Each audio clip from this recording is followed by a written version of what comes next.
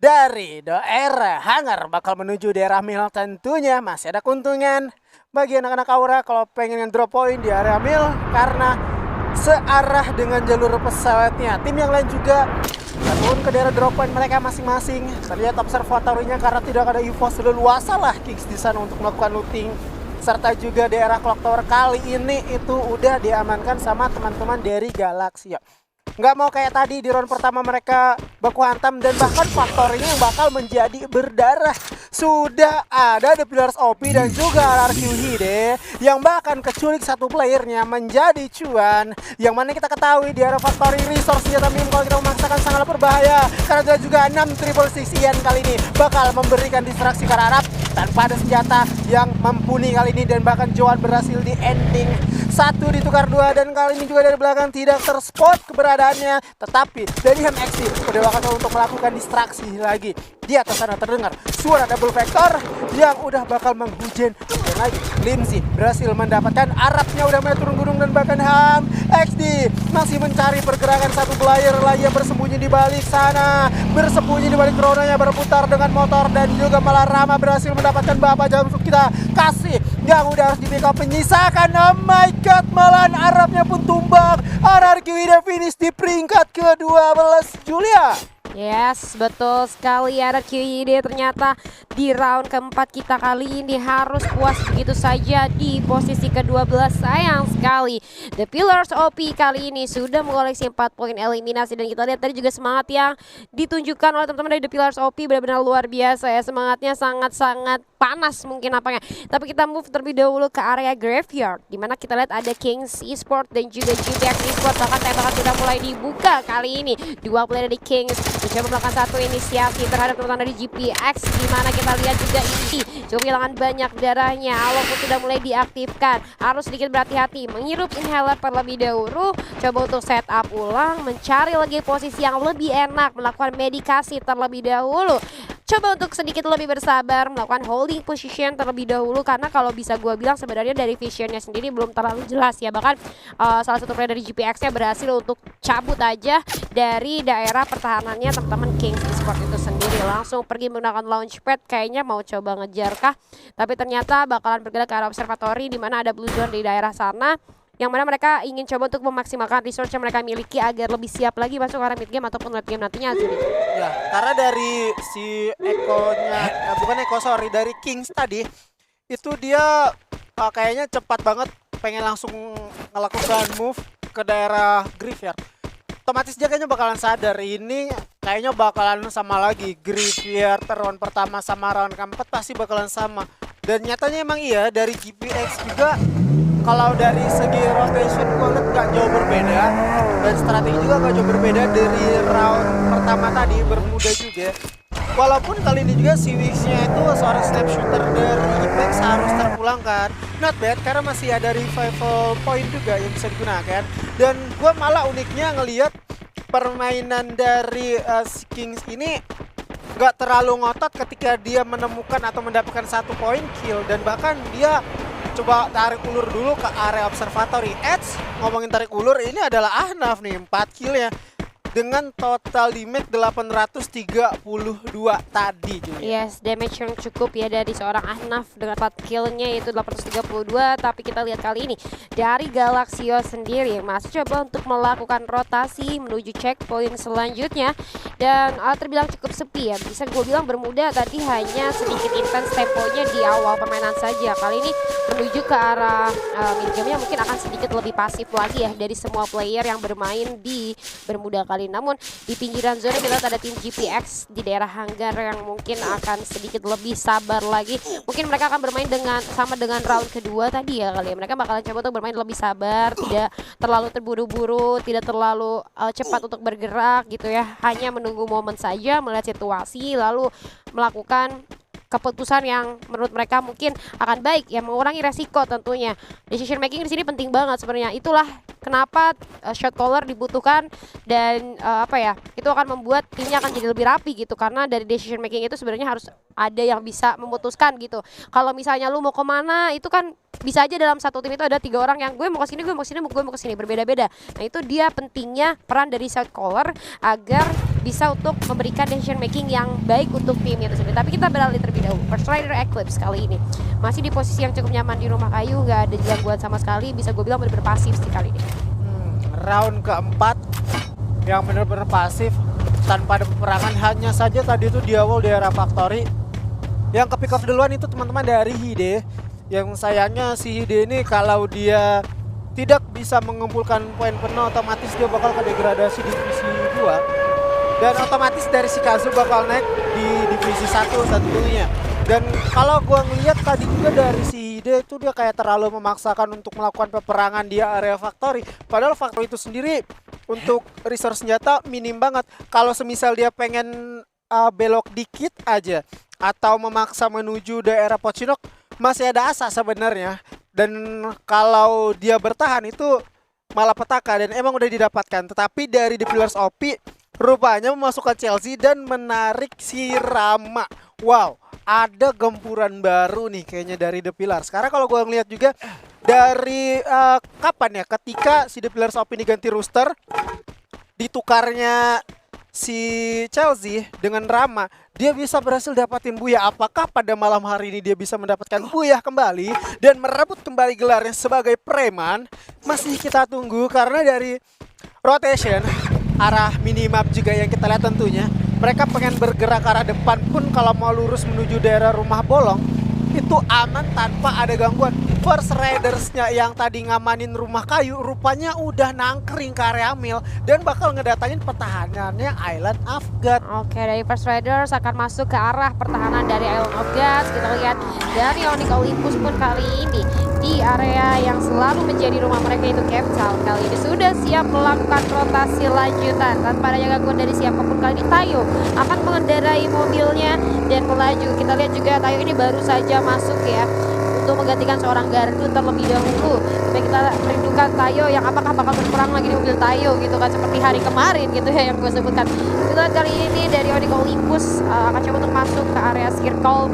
Jadi kita harus menantikan banget nih teman-teman Onyx Olympus bakalan bermain seperti apa. Tapi gue sudah mendengar suara teriakan-teriakan di belakang sana di para player. Nampaknya terjadi kericuhan yang entah dari mana asalnya.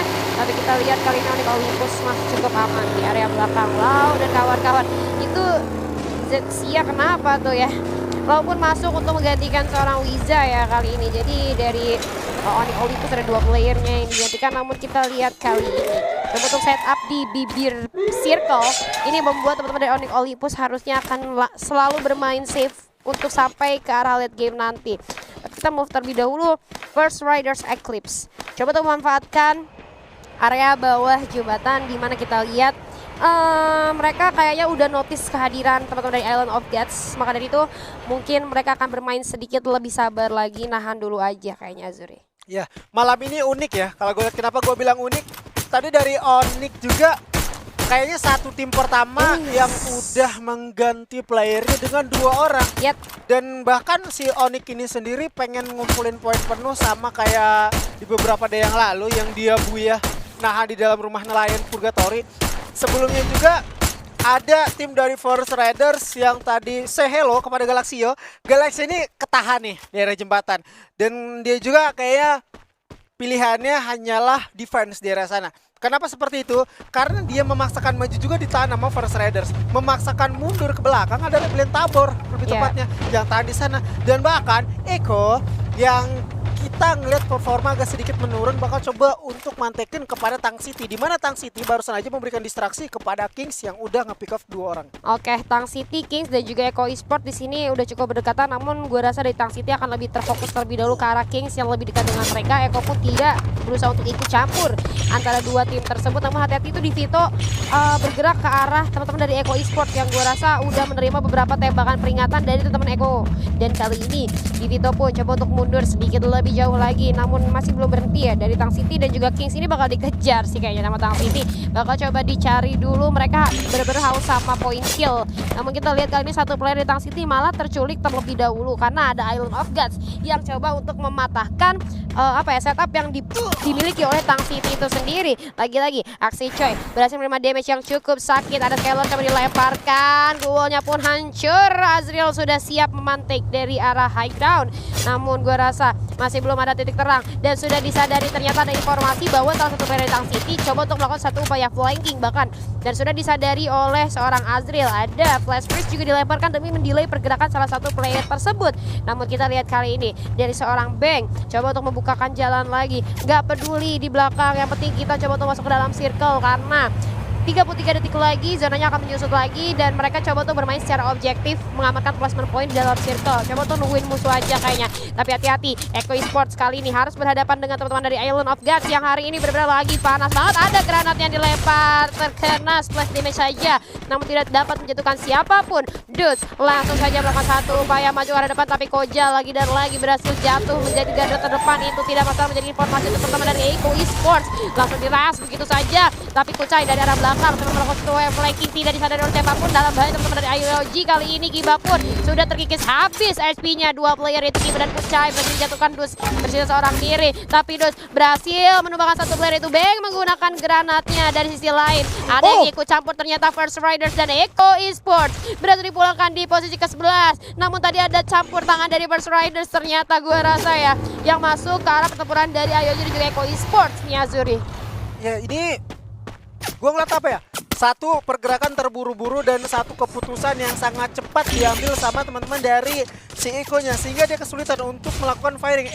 Ngomongin soal firing, ada GPX dan juga Aura nih, makhluk mitologi kita Sang Naga bakal coba untuk dia mekanik sama Kapak kali ini, di mana pria depan wanita mencoba mencari satu celah, satu kesempatan untuk bergerak lagi, walaupun ada Ame di belakang sana yang udah harus terjatuh tangan satu player lagi daripada GPX. Dan peperangan dua tim ini mengundang kehadiran dari Rebellion Tabor, tentunya pengen menjadi satu tim yang ikut ke dalam peperangan. Terparty bakal diamankan. Kali ini Wings tidak seperti biasanya gua ngeliat Wings menggunakan double vector, biasanya menggunakan double bareta. Percuma ganteng kalau nggak bisa bareta, terlihat lagi kali ini Ekinder. Namun peperangan terjadi, Rebellion Tabor bakal coba untuk fight di depan sana. Pencawar Rao dan juga The Pillars OP.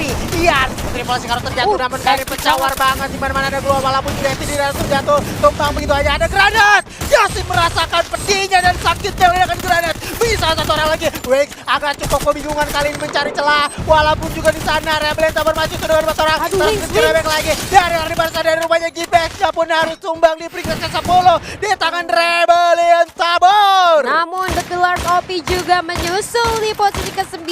Rebellion Tabor terbakar semangatnya, begitu pula dengan Galaxio yang sedikit demi sedikit mengumpulkan pundi-pundi poin ke atas Onyx Olympus. Kita lihat Galaxio dengan 3 poin eliminasi menyambut kehadiran teman-teman dari IOG. Bahkan satu player berhasil take down dari IOG, namun Jafra pun berhasil menculik salah satu player dari tim Galaxio yang masih berhasil untuk diselamatkan lagi. Tembakan demi tembakan, hujan peluru sudah mulai diluncurkan ke arah Island of Gods. Ada Skylar juga yang dilemparkan, namun masih cukup bertahan. Tang City Esports harus puas di posisi ke-8, sayang sekali. Dan Kings pun menyusul di posisi ke-6. Tersisa 5 tim saja kali ini. Kita lihat juga dari seorang Ahnaf masih cukup lapar nampaknya mencari keberadaan teman-teman dari Island of Gods. Coba untuk mem-pick off, tapi di sebelah kiri ternyata ada Rebellion Tabor yang sudah mulai ternotis kehadirannya oleh teman-teman dari Galaxio. Masih coba untuk di-pick off begitu saja Azuri. Iya, sulit banget. Ada vehicle yang diamankan sama teman-teman. Oh my god, itu critical damage diberikan sama Kingmans. Rebel Tabor bakal turun daripada vehicle-nya. Dan juga di bawah masih ada satu player Onyx, yaitu Tayo, yang udah bersembunyi, bahkan diberikan di kali ini Krono diaktifkan juga untuk menilai terjatuh dirinya. Walaupun kesulitan, dan kali ini daripada Kingmans masih mencari satu kesempatan yang bisa diamankan karena daripada Tayo itu pasti udah sekarat banget. Exekin damage-nya gak bisa dianggap main. Terlihat juga daripada teman Galaxio udah membagi vision ke arah depan. Terlihat dari satu tim yaitu Line of God yang udah kesulitan karena dari tadi ini tim dari Galaxio terus-terusan nge-secure ke arahnya. Oke, langsung terus men-secure ke arahnya, tapi lihat kali ini Rebellion Tabor yang sudah berada di bawah jembatan coba untuk mencari vision seluas mungkin. Ada sedikit kerecokan yang terjadi di areanya Onyx Olympus, Galaxy dan Rebellion Tabor. Sementara dari Island of God sebenarnya kalau kita bilang secara posisi dia tuh paling aman dari zona pertempuran, tapi paling terlihat juga dari arah zona pertempuran. Jadi sebenarnya kalau dia mau rotasi kanan kirinya aman, dia cuma harus fokus ke depan aja sebenarnya. Tapi kita lihat kali ini teman-teman dari Ion of God itu ada Azriel yang tersisa dengan satu player lainnya. Lord masih coba untuk menahan saja melihat kericuhan yang terjadi di depan, sedangkan dari Tayo yang tersisa seorang diri akhirnya pun harus puas di posisi kelima. Namun kita lihat Ahnaf pun berhasil dijatuhkan kali ini, coba untuk di revive terlebih dahulu. Lord dan juga Azriel masih belum menemukan titik terang bagaimana cara untuk maju ke area yang cukup aman. Masih coba di spray terus menerus oleh seorang Amerta, tapping manja, tidak dibiarkan masuk ke dalam zona kali ini teman-teman dari Island of Gods. Masih coba berusaha, ada Skylar yang diluncurkan kali ini dalam bahaya Azriel dan kita lihat Island of Gods pun harus puas di posisi keempat. 3 tim tersisa kali ini Rebel Tabor dengan 4 player yang masih utuh, 7 poin eliminasi. Namun First Riders coba untuk menahan di arah bawah, menunggu Galaxio untuk turun ke bawah. Namun kita ada critical damage yang masuk karena teman dari First Riders. Namun Amerta pun harus terjatuh. First Riders menjadi next target bagi Galaxio. Namun ini bahaya banget, Galaxio harus turun mau nggak mau karena zonanya tidak berpihak pada mereka. First Riders 5 poin eliminasi satu persatu. Souza dengan granatnya mulai menggila. Teammates pun berhasil mencuri satu persatu player dari First Riders. Ikal menjadi lone survivors. Aduh, coba diselamatin tapi ternyata terlambat sudah Zuri. Sulit banget, apalagi posisi dari Galaxio yang masih berada di atas hanya bisa memanfaatkan granat lagi, apalagi Bisman terdengar di atas sana. Rebel Tabor dia pun tumbang di peringkat ketiga, 1 melawan 1 Ikal, dan kali ini hari bagi teman-teman Galaxio.